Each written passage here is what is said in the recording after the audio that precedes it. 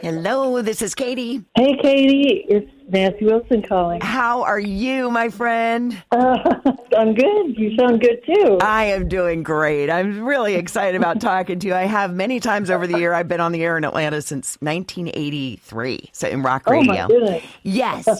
You're a veteran. I am a veteran, and I know you are, too, and you're making us all look good. Women of our generation, I have been watching you and thinking, man, I feel like you and your sister are pretty shy people. Am I right? Well, I think Anne is actually more than I am. I'm a little more comfortable or knowable, perhaps. Yes. In a social setting, she's a little harder to read, I guess. To pull it out of her. The only reason why I'm saying it is because I'm finding social media is one of those things where we have to do more and more of it in radio, right? And it's I'm like, I didn't get into radio to have my face all over everything and be talking. But I have noticed you've done it very gracefully, and I have to make a comment and say I'm really proud of you for kind of embracing it. Well, thank you. It's a strange, almost intrusion into your life when it's like every time you sneeze, you have to post something about it. Yes. In my case, I think it's fun to share what the experiences are that I have in my workplace mainly. So it's a real unusual kind of workplace I live in. I call it the loud office, and it's the rock job, and it allows me, and I get to go out on big stages and do rocker size. Oh, girl, you've been showing the youngins how to do it. I love it. Right. Well, trying, strengthening for the job at all times. Tell me a little bit about that. Tell me about what it's like to be asked to be on stage with some of the newer, either pop stars or rockers that are coming up. I always feel like you have done it with the guys, and now the girls are embracing you. Tell me about that a little bit. Yeah, that's a funny thing to point out, because it's really cool to have so many younger women nowadays, like Chappell Roan, and, there's Taylor Swift, and there's Boy Genius girls, and there's Lucius, and all kinds of cool women that are coming up right now that I kind of always felt like, where were you? Like when we came out there, we were more or less pretty standalone. We didn't have there weren't a lot of women out there at all. No. Our influences were mainly guys in Zeppelin and guys in Deep Purple and Bad Company and Elton John, and there was Joni Mitchell, there was Carole King, But I mean, with the Jefferson Airplane and Starship, that was more psychedelic, and with Fleetwood Mac, it was much more soft rock. So we were like a hard rock band. It was kind of an anomaly.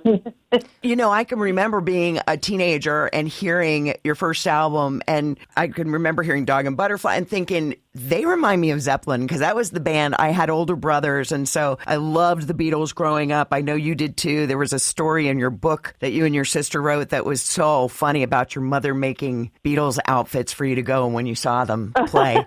I loved that so much. I was like, is there a picture of that somewhere, of the Beatles? Yeah, but there is. There is? Well, there's one. Yeah, there's one of our band, which we called the Viewpoints, because we were little girls from middle-class suburbia doing protest music. But we had like the double-breasted navy blue military jackets, but skirts, of course, not pants in those days. So, it was such a uniform for us to try to be the Beatles, be in a band is like the Beatles, and not be the girlfriends of the Beatles, but be the Beatles. You wanted to be the Beatles. That was one of the best quotes ever. Yeah. Yes, I love that. And then I could hear Led Zeppelin big time in your early music. And then it's been going around, and I remember seeing it at the time, but that Kennedy Center honors of y'all doing Stairway to Heaven is one of the most inspiring, incredible moments in rock and roll ever. That was it's a beautiful thing to still see that circulating even now, because it was really inspiring. It's a testament to what rock and roll can actually, what music can do, in the culture, like what kind of imprint, what kind of love it brings and unity it brings to people. And when those guys got emotional watching the song go by, with all of the beautifully orchestrated reveals and Yes. ensembles that were revealed and the bowler hats that the small choir had and the large choir had. And Yes. the drummer, Jason Bonham, was the son of the original Led Zeppelin drummer, John Bonham. John, yep. That, for sure, was the trigger for the emotion that came out of those guys, because he was a little kid when Led Zeppelin was doing their big, fantastic run in the world. So he was just a kid, scuffling around their practices and their recording sessions. And then he becomes the drummer at the Kennedy Center for the, the most iconic rock song of all time, basically. And I think that's where the emotion came in. Oh, so beautiful. What did it feel like to be in front of that choir? It was really, it was like going to church. Yeah. Because it's very aspirational, uplifting, and all the things that we try to do, in our band when we go play live, we try to put on a sermon, basically with inspiring and romance and muscular rock and roll and all of the things that are human about these great songs that people love. And it's like the soundtrack to your life. And these days we have all the generations are coming out. Like, just bring the kids to the Heart Show these days. Yes. And we get the 9-year-old guys are out there air guitar to Barracuda, playing their air drums or their air guitars, and college kids and mom and pop and grandpa and grandma, so it's a nice sounding show. It's not too loud, and it's, like I like to say, it's fun for the whole family. Yeah, well, speaking of grandma, I love it. Yes. Right. Well, I feel like, Nancy, this is the year for Heart, 2026. It's been 50 years. It seems crazy to even say that. I know you kind of pinch yourself about it, right? I really do. It's unbelievable. People are like, wow, you still can do the kick, or you can squat, and you can still get back up and bounce around again, So I think you can still hold a heavy guitar. I'm like, oh my God. I think it's strengthening is the key when you're older, and just staying as energetic around the things you love, Yes. following your bliss is, I think, a big, being happy, following where the happiness goes and where the love shows up. And that's what I get to do. I can really feel it from you. I really feel it from both of you. How is Anne doing? I know that was a huge scare, but in the long run, it brings it all back around, doesn't it? And yeah, you girls going back out. Well, yeah. Well, we always joke, like, we have no other skills to speak of. So we better get up on that stage and do what we're kind of born to do. Yep. But no, she kicked its ass. She kicked the ass of cancer. Love it. And it's just, she's gaining the momentum and the strength, and she's always sounded great, but she's just, throughout this last tour, this whole year, it's been remarkable to hear her voice just righteously coming back. And it's just really fantastic, because she's one Class A world-class singer. She sure is. To begin with. Yep. And today, I think, in so many ways that she's had to work around some of her just age or fighting with cancer stuff, her workaround has become, I think, even more impressive than her earlier ways of singing, which I thought in some cases was sort of, we called it over-gigging, maybe, just like a lot of just pyrotechnics that she effortlessly could do as a singer. But now her expression and her praising and her way of singing today is actually stronger for the expressiveness and for the phrasing and for the presence with it on stage. It's really a wonderful time to be in this band with my sister right now. Oh, I love hearing that. Yeah. I love hearing that. And well, not only are you going out, and I know I do want to talk about Atlanta being the first day or this leg of this tour, because you've been out a bit now for, what's the name of it again? The poker The term. Royal Flush. Yes, the Royal Flush tour. tour. We got a good hand of cards here. It's like the first show of the last run of the year, really, from that started last year. And it'll be like 72 shows we've done so far.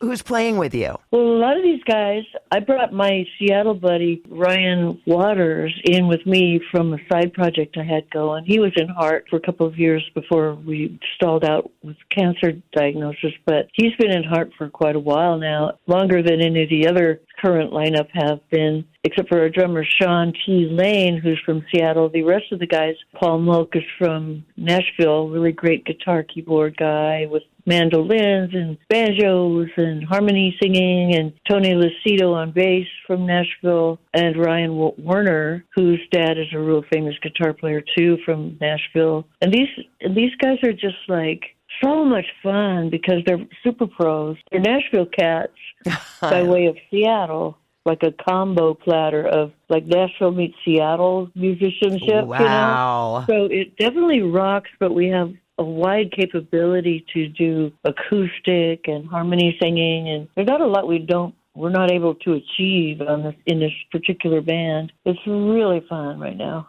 Oh, I love that. And tell us about going out with Lucinda Williams that we're going to see. Lucinda is one of the best songwriters on the planet. She's always been one of our favorite singer-songwriters, and we've always warmed up our vocal, like sitting backstage before a show, we sing Lucinda Williams songs, and so when we heard she was out, we were like, let's get Lucinda out here with us so we can, and she's actually now a neighbor of Ann in Nashville, where Ann has moved recently to Nashville. Oh, so, you're kidding. Yeah, she has. She used to be in Florida for a long time. So now I get to see her off stage more often because it's not quite to trek. Oh, that's great. Where are you in Nashville? I'm in Santa Rosa. I stayed in California. Okay, that's what I thought. I didn't think that you were. But I mean, it's easier to get to a cultural center like in Nashville where she lives, because she used to be way out in the boonies in Florida somewhere where you couldn't hardly even, if you drove down the wrong dirt road, somebody'd come out on their porch with a shotgun kind of a place. Yes. Where she lived, So. They have some of those in Georgia too. I didn't go there. Yeah. I did not go there. And Nashville's such a great town for sure. Nashville is a beautiful music town. Yeah. I love that. I was reading that because I thought all these documentaries, these rock docs that are coming out are so good. You've got one that's going to be coming out, also a dramatic film about you ladies. That's right. Yeah, we're working on both a documentary and a film, the story of kind of in the style of the Bohemian Rhapsody film they did about Queen, where is portrayed about their lives. And so actors would be acting, and we're working on that script. Probably the final draft is about to be presented to us. Carrie Brownstein from Sleater-Kinney is actually a great writer, and she worked on writing and directing and acting in that show called Portlandia. Yes. And so she's really got the sense of comedy that also comes with talking about our life story, because we're not very serious rock stars either. No, that's why I love that book that you put out, because it was so fun. Yes. Yeah. I mean, there's plenty of drama, but there's always drama. There's the hardest thing to avoid is all the extra drama that comes with everything. But we managed to kind of barge our way through and still be able to do what we love doing so much. And so far, I think 26 and 27 is going to sort of be Heart's victory lap, if you want to put it that way. Oh, wow. Yeah. Because, I mean, nobody knows how much longer we were so happy to get back after Ann beat the ass of cancer to begin with, and just be able to get out there and have a blast with music again, with rock, big rock. So, trying to be realistic about the future. We're just looking at the next couple of years as probably the last call. Unless we can go further, like the Stones, or somebody like that. I was just going to say, I have a feeling you may be able to go further than that. But never know. The point is, you're going for it. Yeah. We're going to put out our opening farewell, coming up. I hope it takes a really, really long time. And then I read there's another book too. Well, there should probably be a volume 2 at some point. Yes. Yeah. Wow. We keep on making history. Yep. And there's all kinds of new things going on I went out with Chapel Roan and kind of in touch with some of the younger female crowd we were talking about earlier, and doing more collaboration along those lines. So there's a lot more to coming up, definitely. And the movie and the documentary. And you're going to do new music, or you want to do new music with this band. Well, I really do. I've told everybody in the band when Ann was there too, and I just said, I know you guys have been making some music on the side for their side project called Trip Sitter, which is a really great sounding band too. They put an album out a couple of years ago called Another Door. It had some cool songs. Heart actually did one of their songs. But I think a Heart album would be really perfect right now. I've got a few new songs that I've collaborated with Sue Ennis that we worked on a lot of Heart songs with before. So there's a lot of Heart to achieve. Like, I think it's just a really good time, like you said, a really good time for this band to do a victory lap. To push it. Yep. I totally agree. I kind of thought after COVID, or while we were in COVID, I was like, are we ever going to see a live concert anymore? I mean, we all had to do a double take, right? And so we all went through that. Are we going to get a second chance here? And I've gone through breast cancer years ago, and I'm doing great, but I understand and know how scary that is. More scary a lot of times for the people that love the people that are going through it. But bottom line is, you've had lots of these things going on in recent years, and to be able to do this and go out, and I think as women especially, it really says something. It's so lovely. You girls are just, I've always looked at you as the first ladies of rock and roll. I just have always looked up to you. You're fabulous, and the fact that you're still doing it and doing it well, just keep it up. I love it. Oh, thank you. You know, somebody even pays us to do it, so why not? I say, like we're not doing it for free, exactly. But it's what, like I say, we don't really have any other skills either. So. Oh, you do, but I know what you're saying. It's your favorite. Yeah, it's the best thing to be able to achieve and bring the joy and some love to it all. And especially in these strange, crazy times we're in right now. Yep. In the world, it's like somebody's got to do the radical optimism, and that somebody's going to be Heart right now. Well, you need the touchstone, right? You need the stuff that you can trust, and our music is we know we can. That's exactly right. Thank you so much for being there. Honestly, February 15th, so fitting, the day after Valentine's Day, Heart with Lucinda Williams at Gas South Arena. I hope I get the chance to meet you in person when you come in town. Well, come say hi. You're fabulous, and I'm so glad we got a chance to talk about this today, Nancy. Let's do a selfie for social media. There you go. Let's do it.